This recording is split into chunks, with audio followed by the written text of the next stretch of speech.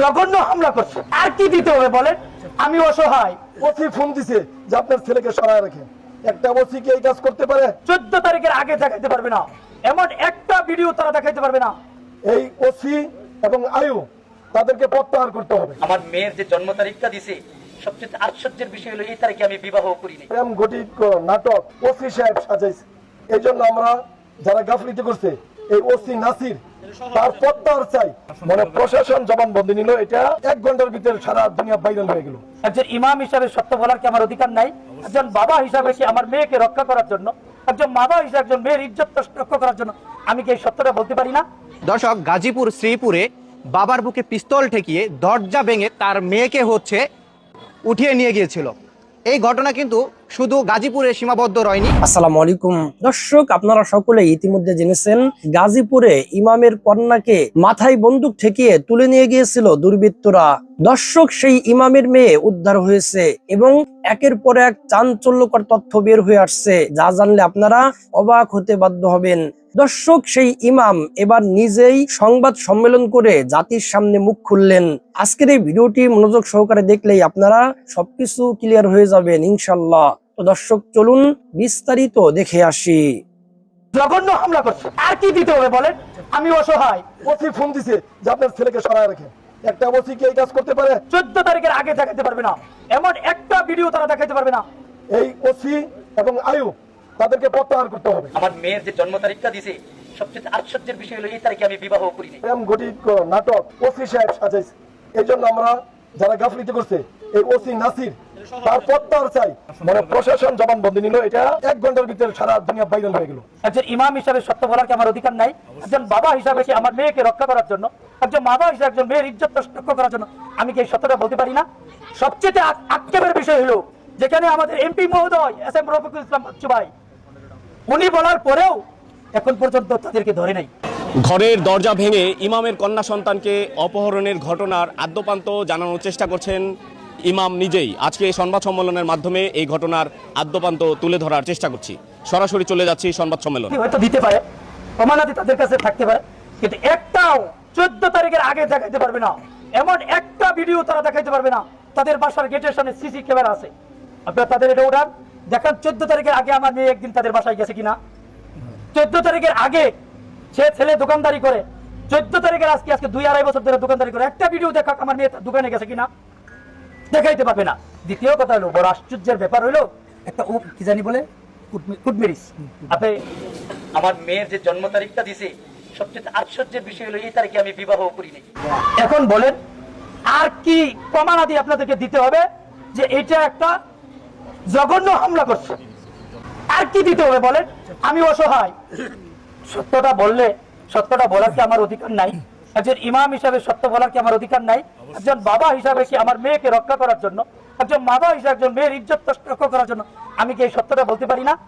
সবচেয়ে আক্ষেপের বিষয় হলো যেখানে আমাদের এমপি মহোদয় এস এম রফিকুল ইসলাম বাচ্চু ভাই, উনি বলার পরেও এখন পর্যন্ত তাদেরকে ধরে নাই।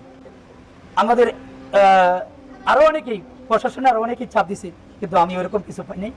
আমি জানি না কি বললে, কোন জায়গায় কি বললে আমি বিচার পাবো। সবার কাছে আমার প্রশ্ন, আপনাদের কাছে সাংবাদিক ভাইয়ের কাছে প্রশ্ন, যে কাস্টডির মধ্যে একটা মেয়ের জবানবন্দি নিল, মানে প্রশাসন জবানবন্দি নিল, এটা আগ্রা 1 ঘন্টার ভিতরে সারা দুনিয়া ভাইরাল হয়ে গেল।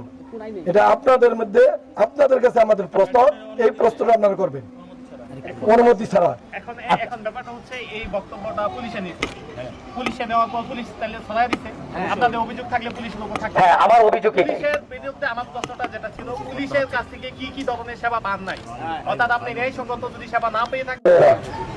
আমরা যখন আমরা মামলা নিয়ে যাই, আমি নিজে ডাক্তার বাচ্চু সাহেবকে, এমপি সাহেবকে, মাননীয় এমপি সাহেবকে ফোন দিয়েছি, সাথে সাথে উনি ফোন রিসিভ করতেন।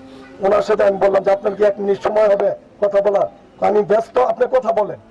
আমার সাথে ওনার একটা গভীর সম্পর্ক আছে, থাকার পরে কথা বললাম, হাদিউল ভাইয়ের কথা বললাম যে এইরকম ঘটনা ঘটছে, আপনি কি ওসি সাহেবের সাথে কথা বলবেন? দেন। ওনাকে স্পষ্ট ভাষায় বলে দিছি যে আসামি অ্যারেস্ট করেন, সে যেই দলেরই হোক, সন্ত্রাসী হোক, যাই হোক, আমার আত্মীয় হইলে তাকে অ্যারেস্ট করেন। এই কথা বলার পরও তারা আসামি ধরতে গড়িমসি করেছে।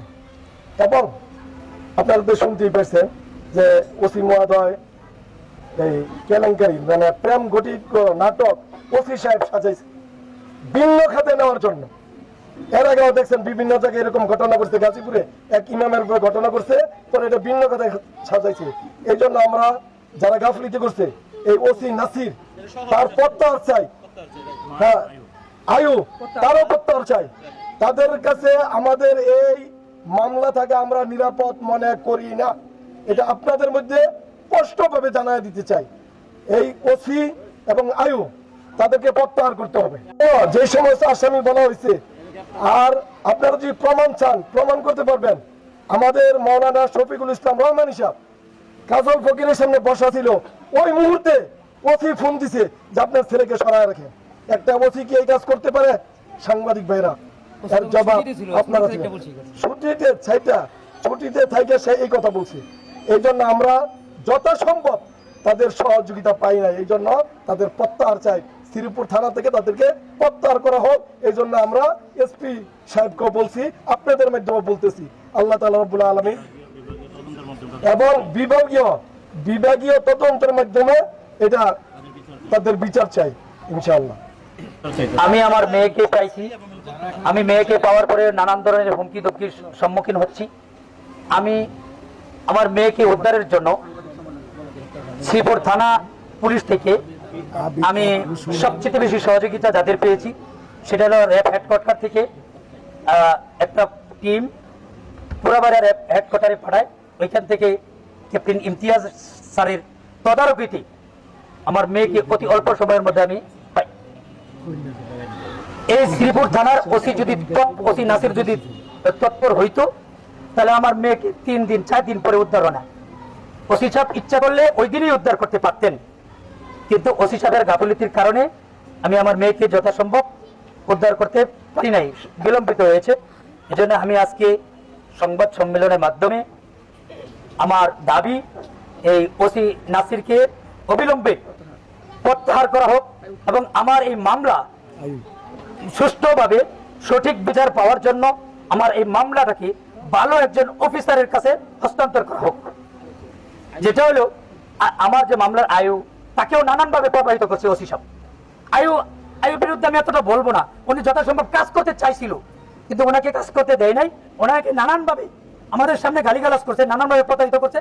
এখন আমার দাবি হইলো ওনার কাছ থেকে আমার এই মামলা অন্য একজন ভালো অফিসারের মাধ্যমে বা বিভাগীয় তদন্তের মাধ্যমে সুষ্ঠু একটা সঠিক বিচার আমি দাবি করি, যার মাধ্যমে আমি সঠিক বিচার পাবো। এরকম একজন অফিসার আমার দরকার, এরকম একজন অফিসারের মাধ্যমে আমার মামলাটা যাতে পরিচালিত হয়। আমি আজকে সংবাদ সম্মেলনে যারা উপস্থিত হয়েছেন, বিশেষ করে আমাদের হেফাজতে ইসলাম শ্রীপুর উপজেলা শাখার যারা আছেন, আমি সকলের কাছে কৃতজ্ঞতা জ্ঞাপন করি।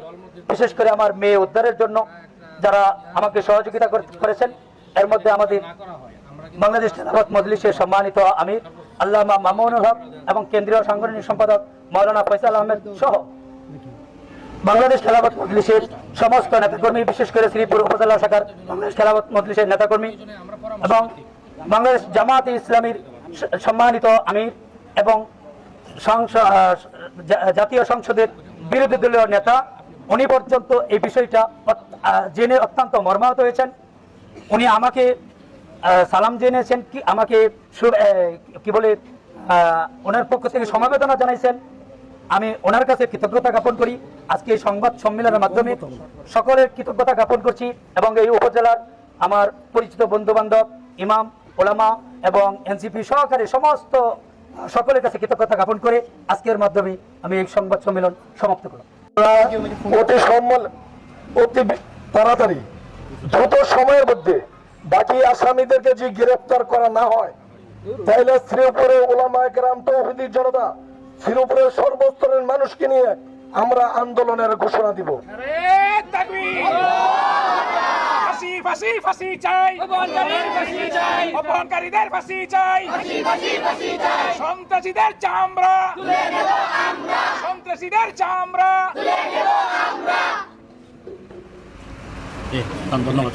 সকলকে ধন্যবাদ। আসসালামু আলাইকুম ওয়া রাহমাতুল্লাহি ওয়া বারাকাতুহু। দর্শক, গাজীপুর শ্রীপুরে বাবার বুকে পিস্তল ঠেকিয়ে দরজা ভেঙে তার মেয়েকে হচ্ছে উঠিয়ে নিয়ে গিয়েছিল। এই ঘটনা কিন্তু শুধু গাজীপুরে সীমাবদ্ধ রয়নি, এখন প্রায় ইন্টারন্যাশনাল পর্যায়ে চলে গেছে এই ঘটনা। আসলে জানবো আসলে তার মেয়েকে যে উদ্ধার করেছে আসলে কিভাবে উদ্ধার করলো, আমরা একটু তার কাছ থেকে জানার চেষ্টা করব। আসলে এই যে আপনার মেয়েকে যে এই যে অপহরণের পর কিভাবে উদ্ধার করলেন, অপহরণ হয়েছে যেভাবে আমরা সেটা দেখেছি, এখন উদ্ধার কিভাবে করলেন একটু যদি বলতেন। আমি আমার মেয়ে অপহরণ করার পর আমি বিভিন্ন নেতৃবৃন্দর কাছে আমি আমার মেয়ে উদ্ধারের জন্য যাই এবং আমাদের এই গাজীপুর 3 আসনের যিনি এমপি জনাব SM রফিকুল ইসলাম বাচ্চু ভাই, ওনার দ্বারস্থ হই, ওনার কাছেও যাই। উনি ওসি সাহেবকে খুব দ্রুত আমার মেয়েকে উদ্ধারের জন্য তাকিদ দেন এবং যারা এটার সাথে জড়িত সকলকে অ্যারেস্ট করার জন্য ওসি সাহেবকে বলেন। কিন্তু দুর্ভাগ্যবশত ওসি সাহেবের গাফিলতির কারণেই আমার মেয়ে পয়লা বৈশাখের দ্বিতীয় দিন, পয়লা বৈশাখের দিন ওরা কিডন্যাপ করে নিয়ে গেছিল। পরিবারের সাথে আমি একটা টুপ দিয়ে মানে সমঝোতার আহ্বান করে উদ্ধার করেছিলাম। পরবর্তীতে পরের দিন আমি যখন আমার কমিটমেন্ট রাখি নাই, অর্থাৎ আমি বলছিলাম যে আমি আমার হাতে উঠে দিব, বিবাহ দিব, ওয়াদা ভঙ্গ করেছিলেন। হ্যাঁ হ্যাঁ, এটা আমার ওয়াদা ছিল না, এটা আমার মানে মেয়ে উদ্ধারের জন্য একটা কৌশল ছিল।